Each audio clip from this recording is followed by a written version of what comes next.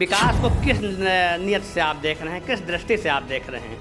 विकास जब तक व्यक्ति का नहीं होगा, किसान का नहीं होगा, जो 70 से 80% किसान गांव में बसता है, और उस किसान का अगर जब तक आप उत्थान नहीं करेंगे तब तक विकास क्या होगा? विकास का मतलब क्या एयरपोर्ट बन जाना ही है? विकास का मतलब एक्सप्रेस वे ही बनाना ही है?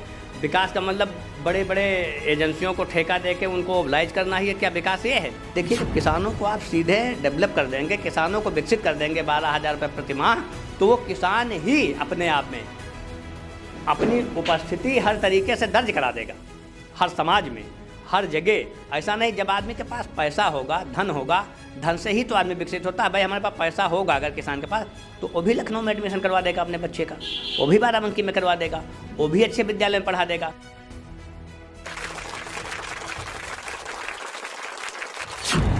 उत्तर प्रदेश में विधानसभा चुनाव नज़दीक है और सभी राजनीतिक दल मैदान में अपने प्रत्याशियों के साथ अब सामने आ गए हैं।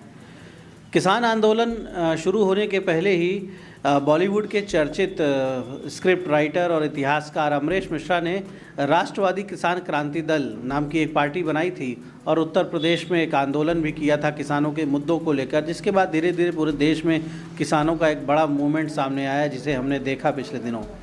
किसान क्रांति दल अब उत्तर प्रदेश में 100 सीटों पर विधानसभा चुनाव भी लड़ रहा है और उनके प्रदेश अध्यक्ष रामजी तिवारी स्वयं बाराबंकी की दरियाबाद सीट से चुनाव लड़ रहे हैं। तिवारी जी, आपका स्वागत है द इंडियन ओपिनियन में। तिवारी जी इस क्षेत्र के एक पुराने सामाजिक कार्यकर्ता हैं, सोशल वर्कर हैं, तो हम जानने की कोशिश करते हैं। तिवारी जी, आपकी पार्टी का क्या एजेंडा है और समाज के कौन से वर्गों को लेकर आप आगे बढ़ रहे हैं? किस तरह से ये पार्टी जो है जनता के बीच जा रही है? धन्यवाद दीपक जी। मेरी पार्टी का एजेंडा राष्ट्रवादी किसान क्रांति दल का गठन ही इस नाम पे हुआ है कि किसानों की मूलभूत समस्याओं का निराकरण। मूलभूत समस्याएं जैसे कि हैं, आज आप देख रहे होंगे पूरे उत्तर प्रदेश में, अन्यथा हर ऊपर के जो प्रदेश और हो रहे हैं, 5 राज्यों में चुनाव हो रहा है, वहाँ हर पार्टी एक एजेंडा निकाल रही है कि विकास विकास विकास का मुद्दा सबसे प्रथम में वो जोड़ दे रहे हैं। मैं उन पार्टी के शीर्ष नेतृत्व से पूछना चाहता हूं कि विकास को किस नियत से आप देख रहे हैं, किस दृष्टि से आप देख रहे हैं? विकास जब तक व्यक्ति का नहीं होगा, किसान का नहीं होगा, जो 70 से 80% किसान गांव में बसता है, और उस किसान का अगर जब तक आप उत्थान नहीं करेंगे तब तक विकास क्या होगा? विकास का मतलब क्या एयरपोर्ट बन जाना ही है? विकास का मतलब एक्सप्रेस वे ही बनाना ही है? विकास का मतलब बड़े बड़े एजेंसियों को ठेका देके उनको ओबलाइज करना ही है? क्या विकास ये है? विकास का मुद्दा, हमारी समस्या जो मैं समझ रहा हूँ और मेरे राष्ट्रीय अध्यक्ष का जो एक सोच है उनकी अपनी बड़ी, बहुत बड़े इतिहासकार हैं, फिल्म राइटर हैं, विश्व के 40 से अधिक देशों में उन्होंने भ्रमण करके अपना रिसर्च किया है कि जब तक किसान तो दृढ़ मजबूत नहीं होगा तब तक देश अग्रणी पंक्ति में नहीं खड़ा होगा भारत अपने। किसान कैसे मजबूत होगा? उसके लिए हम लोगों ने एक कार्यक्रम बनाया कि प्रत्येक किसान की आय कम से कम 12,000 रुपये प्रति मंथ होना चाहिए, प्रति माह 12,000 रुपये की। जैसा कि आपने देखा होगा, अभी एक मिडिल स्कूल है या प्राथमिक विद्यालय है, उसमें एक छोटा सा 4th क्लास का चपरासी भी 32,000-35,000 रुपये तनख्वाह पाता है, सैलरी पाता है, प्रति माह पाता है वो, और ड्यूटी उसकी सिर्फ 4 घंटे रहती है। हमारे प्रदेश के देश के किसान साल के 12 महीने खेत में ही रहते हैं। आप मान के चलिए, चाहे वो गेहूं की फसल हो, चाहे धान की फसल हो, चाहे सरसों की हो, दलहन हो, तिलहन हो, कोई भी हो। मैं कह रहा हूँ अधिकतम किसान खेत में टाइम देता है, लेकिन उसकी आय क्या है? ढाक के 3 पात। जब लेवी चलती है, जिसको आप गेहूं क्रय केंद्र कहते हैं, सरकार चलाती है, धान क्रय केंद्र कहते हैं, तो क्या सरकार का रेट एक आता है। क्या रेट आता है? 1700 रुपये सरकार ने दिया, केंद्र सरकार ने दिया, 100 रुपये उसमें बोनस बढ़ा के प्रदेश सरकार ने दिया, 1800 रुपये। अब आप दीपक जी ये बताइए कि जिस देश में एक बोतल पानी बिस्लरी का रेट क्या तय है, आपको भी पता है, 20 रुपये का एक बोतल पानी मिलता है। मैं इस देश के उन बड़े उद्योगपतियों से पूछना चाहता हूँ, बड़े बड़े नेताओं से पूछना चाहता हूँ, ये मेरा सवाल है कि क्या 20 रुपये लीटर का पानी जो मिलता है उसमें 1 लीटर भी नहीं, 900 ग्राम पानी होता है, ठीक है?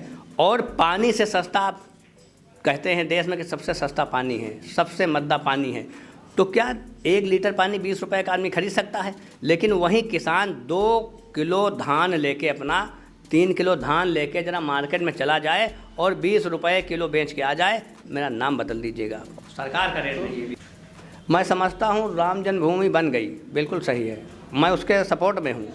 मैं जेवर एयरपोर्ट बन रहा है, एक्सप्रेस वे बन रहा है, जितने भी जो भी विकास हो रहा है मैं सबको मैं भी बढ़ावा देना चाहता हूँ। लेकिन मैं ये भी चाहता हूँ कि उस एक्सप्रेस वे पे चलने के लिए आदमी के पास डीजल और पेट्रोल गाड़ी में होना चाहिए, और राम जन्मभूमि के दर्शन करने जाने के लिए उसके पास पैसा होना चाहिए। जब तक उसके जेब में, पॉकेट में पैसा नहीं होगा, आप व्यक्ति को नहीं मजबूत करेंगे, किसान को नहीं मजबूत करेंगे, तब तक वो दर्शन करने आप भव्य मंदिर बना दीजिए, दिव्य मंदिर बना दीजिए, कुछ भी कर दीजिए, लेकिन वो दर्शन करने जब हमारे पास इतना ज़्यादा अभाव है कि मैं अपने बच्चों को पढ़ा नहीं पा रहा हूँ, अपने बच्चों को फीस नहीं दे पा रहा हूँ, किसान अपने खेती में खाद नहीं डाल पा रहा है, तो वो दर्शन करने कैसे जाएगा रामलला के? उस एक्सप्रेस वे पे किस वाहन से जाएगा? उस पर तो उद्योगपतियों के लिए, पूंजीपतियों के लिए वो बनाई गई है, चलाई गई है, हमारी समझ से जो मैं समझ पा रहा हूँ। और नहीं तो जब तक ये रीढ़ की हड्डी किसान है, और मैं समझता हूँ विदेशों में जब हमारे प्रधानमंत्री या मुख्यमंत्री या अदरवाइज कोई भी रक्षा मंत्री, विदेश मंत्री जाते हैं, तो वहाँ यही बोलते हैं कि मैं उस देश से आया हूँ जो भारत देश है और कृषि प्रधान देश है। वहाँ तो कृषि प्रधान देश से अपनी पहचान करवाते हैं, और यहाँ कृषकों को, किसानों के लिए कैसा सौतेला व्यवहार हो रहा है। दीपक जी, मैं समझता हूँ कि जब तक कि आप किसान को नहीं मजबूत करेंगे, तब तक किसी भी कीमत पे देश नहीं मजबूत हो सकता है, देश बढ़ नहीं सकता है, देश में विकास नहीं होता। विकास सिर्फ अगर रोड बनाना है, स्कूल बनाना है, एयरपोर्ट बनाना है, एक्सप्रेस वे बनाना है, तो व्यक्ति का विकास कैसे हुआ? मैं कह रहा हूँ बड़े बड़े नेताओं के लड़के विदेशों में पढ़ते हैं, बड़े बड़े कॉलेजों में पढ़ते हैं, किसानों के लड़के क्या वहाँ पढ़ सकते हैं? ये प्रतिभाएं देश में जितनी बड़ी बड़ी निकल के आ रही, क्या गाँव में नहीं छुपी हैं? उन प्रतिभाओं को उखेरने का मौका ही नहीं आ रहा है, सरकार मौका ही नहीं दे रही है। हमारे क्षेत्र में दरियाबाद विधानसभा में कितनी बड़ी विडम्बना है। आप बताइए, एक बालिका इंटर कॉलेज आज 10 किलोमीटर की रेंज में, एक सिंगल बालिका इंटर कॉलेज, दोनों तो हैं, बच्चे बच्ची, लड़का लड़की दोनों के विद्यालय तो हैं, लेकिन बालिका इंटर कॉलेज एक नहीं है। कितनी बार विधायक है, कितनी बार सरकारें आई गई होंगी, कितना विकास हुआ होगा, लेकिन लड़का और लड़की एक ही कॉलेज में पढ़ने मजबूर हैं, इंटर कॉलेज। तिवारी जी, आप किसानों के मुद्दों पर काम कर रहे हैं, और आपने बताया कि और दल इस विषय पर ध्यान नहीं दे रहे, इसलिए ज़रूरत महसूस हुई आप लोगों ने ये पार्टी बनाई। आपकी पार्टी उत्तर प्रदेश के विधानसभा चुनाव में क्या भूमिका निभाने जा रही है? किस तरह से आप उत्तर प्रदेश की राजनीति को प्रभावित करने वाले हैं? मैं उत्तर प्रदेश की राजनीति को सर्व समाज को जोड़ कर, क्योंकि किसान जो है वो हर समाज का है, हिंदू भी है, मुस्लिम भी है, सिख भी है, ईसाई भी, कोई समाज, कोई तबका अछूता नहीं है जो कृषक ना हो, किसान ना हो, ज़मीन ना हो। मेरे कहने का मतलब, तात्पर्य बस यही है कि मैं समझता हूँ कि 12,000 रुपये न्यूनतम आय, अधिकतम आय की मैं मांग नहीं कर रहा हूँ, अधिकतम में तो बहुत जा सकता है, न्यूनतम आय 12,000 रुपये महीने पर माह प्रत्येक किसानों की हो, उसकी इनके पास बाकायदा डेटा है, तहसील प्रशासन के पास, राजस्व प्रशासन के पास, और इनको देना चाहिए। और जब तक किसान ने, मैं समझता हूँ कि आप नरेगा योजना चला रही है सरकार, उस नरेगा को आप जो जॉब कार्ड बनवाते हैं, बनाता है प्रधान वहाँ का और सेक्रेटरी, उसमें 100 दिन गारंटी योजना है, 100 दिन काम देने की गारंटी है उसमें लिखी है, आप मांगेंगे। मैं कह रहा हूँ 100 दिन कोई बहुत कम ही काम करता है, उस खेत से 100 दिन जोड़ दीजिए उस नरेगा को, कि अपने खेत में, भाई खेत में जब अनाज आदमी पैदा करता है, अन्न पैदा करता है, तो खाने भर के रोक के उसके बाद देता तो सरकार को ही है, उसको सरकार ही तो अपने विवेक से जहाँ चाहती है खपाती है, देश में विदेश में जहाँ उसको भेजना है, सप्लाई करना है, वो वही करती है। तो जब मेरा अधिक अनाज, अधिक पैदावार, सरकार को अपने खाने भर का ही हम रखते हैं, बेचते हैं, तो उसका मूल्य तो हमें मिलना चाहिए, और मूल्य कम से कम उसका इतना हो, उस मूल्य को बढ़ा दिए। किसान की दोगुना आय करने की बात हुई थी, सरकार ने किया था 17 में, कैसे हो गई दुगुना, जरा हमको बता दीजिए। 1400 में था 17 में गेहूं और धान, 1800 में अब है, 2800 होना चाहिए उनके कथनानुसार, कैसे हो गया 18 दोगुना आय? दोगुना आय उसका नहीं हुआ, लेकिन डीजल का दोगुना हो गया, पेट्रोल का दोगुना हो गया, दवाओं का दोगुना पैसा हो गया।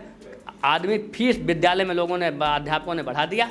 ये किसान ही तो चरमरा रहा है, किसान ही तो परेशान। और जब किसान परेशान है तो देश नहीं, पर जब जहाँ 80% आबादी गांव से बिलोंग करती है, 70%, तो 30% देश को कैसे कमांड करेंगे लोग, जब 80% कमज़ोर रहेगा। तो मैं समझता हूँ। तिवारी जी, आपकी पार्टी लगभग कितनी सीटों पर चुनाव लड़ने जा रही, क्योंकि ये सारी बातें जो आपने कही है, जो परिवर्तन आप देखना चाहते हैं समाज में, किसानों की दशा में जो सुधार आप देखना चाहते हैं, उसके लिए ज़रूरी है कि आपके पास सत्ता हो, आपके पास ताकत हो, आप सरकार में आपकी भागीदारी हो। लेकिन जब आपकी भागीदारी नहीं होगी, आपके पास ताकत नहीं होगी, तो ये सारे बदलाव आप कैसे कर पाएंगे? तो ताकत में आने के लिए आपके पास क्या योजना है? कितनी सीटों पर आप चुनाव लड़ रहे हैं और क्या भागीदारी आपकी होने वाली है? क्या किसी और राजनीतिक दल से आपकी बातचीत हुई है? आने वाली सरकार में आपकी क्या भूमिका होगी, क्या हिस्सा होगा? देखिए, मेरे कई दलों से बात हुई। मेरे राष्ट्रीय अध्यक्ष अमरेश मिश्रा जी हैं, बहुत ही बड़े व्यक्तित्व के आदमी हैं। 1857 में उन्होंने 2500 पेज की किताब लिखी है, जो देश विदेश में पढ़ी जाती है, वो भी इंग्लिश में। इंग्लिश में लिखने का तात्पर्य ही उनका ये था कि ये इंडिया में कम पढ़ के बल्कि विदेशों में ज़्यादा है, क्योंकि इंग्लिश विदेशों में ही ज़्यादा चलती है। देश का उन्होंने नाम रोशन किया है विदेशों में। तो मैं समझता हूँ कि उनके नेतृत्व में पार्टी चल रही, हमारे जैसा भी आदमी है उनके साथ है और वो हमारे साथ हैं। हमारे साथ एक बड़ा समूह लगा हुआ है हमारी पार्टी में। और मैं ये समझ रहा हूँ कि आने वाले समय में, एक देहाती कहावत है, आजय बनिया काल्हे सेठ। मैंने 0 से शुरू की है। आप देखिए कितनी विषम परिस्थितियों में मेरी 2017 को पार्टी का वो आधारशिला रखी गई थी लखनऊ में। उसके बाद 17 में, उसके बाद नोटबंदी हुई, किस क्राइसिस में हम लोग परेशान हुए। उसके बाद कोविड का इतना भयंकर 1.5 साल से पौने 2 साल तक ये दौर जो चला, उसमें भी हम बरकरार हैं। हमको जनता का अटूट समर्थन है, किसानों का अटूट समर्थन है, लेबर मजदूरों का अटूट समर्थन है, सर्व समाज का अटूट समर्थन है। जभी तो हम टिके हुए हैं बराबर, वरना तो अब तक बिखेर जाते। देखिए, आज जो बहुत बड़ी बड़ी पार्टियां जिनका महिमा मंडन हो रहा है, इसके राष्ट्रीय अध्यक्षों को देखिए, इसके संस्थापकों को, क्या चुनाव नहीं हारे जीते हैं क्या? इन्होंने एक नींव रखी, ठीक है, हमने नींव रख दिया है। हो सकता है इसमें थोड़ा टाइम लगे, लेकिन जिस तरीके से मैं ग्रोथ कर रहा हूँ, जिस तरीके से मुझे समर्थन मिल रहा है, आप लोगों का भी सहयोग मिल रहा है, क्योंकि मैं सत्य की राह पे चल रहे हैं, इसलिए मुझे समर्थन मिल रहा है। मेरे पास कोई पूंजीपति नहीं, कोई उद्योगपति नहीं, मेरी किसानों की पार्टी है, किसानों का सहयोग है, किसानों से मेरा वो है। और मैं कभी भी किसान आंदोलन में, देखिए, मैंने इतना बड़ा कार्यक्रम उत्तर प्रदेश का, कोविड के बाद उत्तर प्रदेश का पिछले 28 दिसंबर को उत्तर प्रदेश का पहला उतना बड़ा आंदोलन, बड़े बड़े चैनलों ने लाइव दिखाया कि सबसे पहला इतना बड़ा आंदोलन है किसान मुद्दों को लेके हमने किया है। हम दिन प्रतिदिन आगे बढ़ते जा रहे हैं और हमको समर्थन मिलता ही जा रहा है हर तरीके का।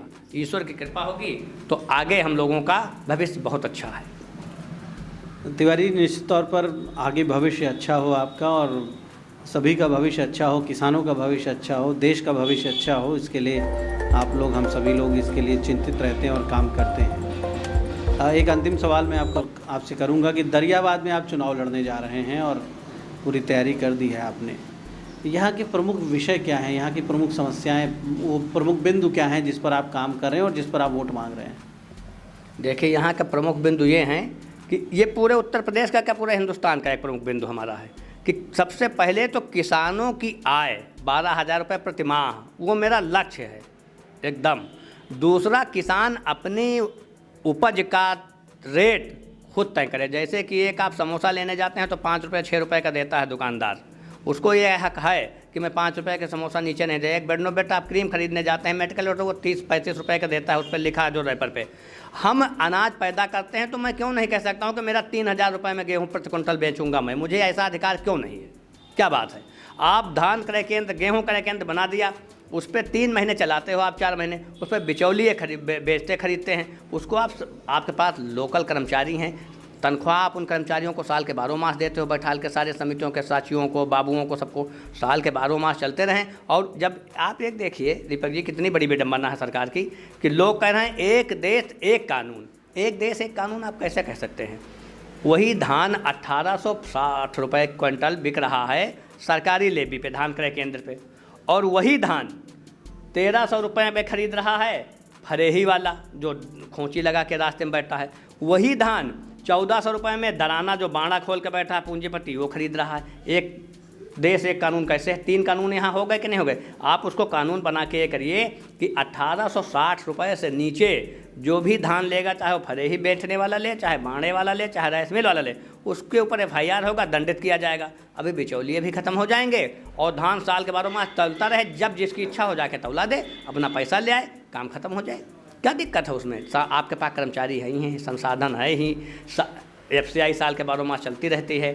सारे जब आपके पास संसाधन उपलब्ध हैं तो आपकी मांग है कि साल भर ये खरीद की व्यवस्था जारी रहनी चाहिए। अच्छा, दरियाबाद के विकास को लेकर क्या एजेंडा है आपका? ये तो किसानों से जुड़ा आपने कहा, नौजवान भी हैं, महिलाएं हैं, बच्चे हैं, छात्र हैं, रोजगार का विषय है, औद्योगिकरण का विषय है।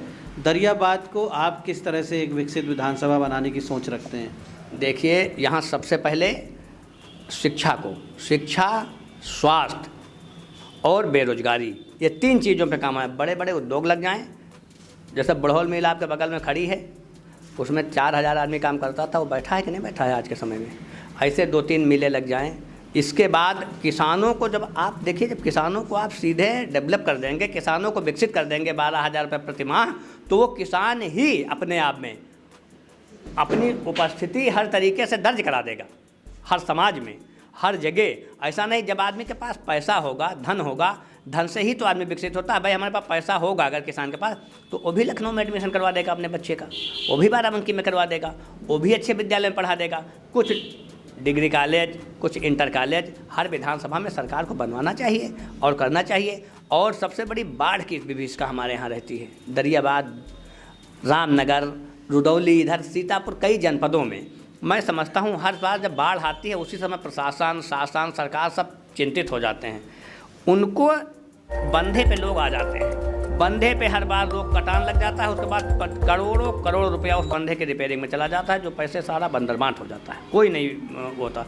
ठेकेदार और अधिकारियों की मिली भगत से उन लोगों को ग्राम समाज की ज़मीन को चिन्हित करके परमानेंट क्यों नहीं विस्थापित कर देते हैं, जो उनको एक कॉलोनी दे दें, कुछ दे दें, जो विस्थापित हैं उनको भागने तीगने की जरूरत नहीं। जब वहाँ बाढ़ आए तो अपने इस पार आ जाए, अपने ग्राम समाज ज़मीन में अपनी कॉलोनी में रहें। जब बाढ़ खत्म हो जाए, खेत खाली हो जाए, तब अपनी वहाँ किसानी करने लगे, वो काम खत्म हो गया। अब जब बाढ़ आती है तब उनको ऊँचिया करके ऊपर ला के बंधे पर बैठा देते हैं। जैसे बाढ़ खत्म हो अपने आप फिर स्वतः वो चले जाते हैं। बंदर बांट होता, अनाज, खाद्य सामग्री, ये वो सब बांटते रहते हैं। सिर्फ बंदर बांट करने का, और एक बड़ी भ्रष्टाचारी इसमें सरकार से लेकर अधिकारियों तक शामिल रहती है। तो आपने रामजी तिवारी को सुना, और किसानों के मुद्दे पर इनकी पार्टी केंद्रित है। इनकी पार्टी का नाम ही है राष्ट्रवादी किसान क्रांति दल। और किसानों की आय यदि बढ़ेगी, इनका ये मानना है कि जब किसान सक्षम होंगे तो अपने आप पूरे देश की व्यवस्था में सुधार हो जाएगा। किसानों के पास जब पैसा आएगा, उनकी आर्थिक स्थिति अच्छी होगी, तो उसका असर गांव देहात के बाज़ारों पर पड़ेगा। ग्रामीण अर्थव्यवस्था अपने आप ऊपर बैठेगी, डिमांड जनरेट होगी, देश की अर्थव्यवस्था को लाभ होगा, और पूरा वातावरण, देश का पूरा माहौल सुधरेगा जब किसान का जीवन सुधरेगा। ये इनकी पार्टी का एजेंडा है, इनका एजेंडा है। दरियाबाद विधानसभा की समस्याओं की भी इनको जानकारी है।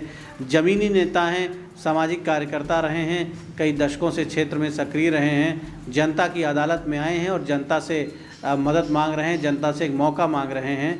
तो दरियाबाद की जनता अपने सभी प्रत्याशियों को देखकर एक अच्छा फैसला करे और उत्तर प्रदेश के विकास के लिए मतदान करे, उत्तर प्रदेश की भलाई के लिए मतदान करे। ये हमारी भी अपील है सभी मतदाताओं से कि बढ़ चढ़कर आगे बढ़ें। और बाराबंकी में 27 फरवरी को वोट पड़ना है। बाराबंकी के जो लोग हैं वो 27 फरवरी को याद रखें कि सबसे पहला काम है कि अपने देश की बेहतरी के लिए, अपने उत्तर प्रदेश की भलाई के लिए, अपने देश के अच्छे भविष्य के लिए आप वोट डालने ज़रूर जाएं। किसी भी दल को वोट करें, लेकिन अपना वोट ना छोड़ें। धन्यवाद।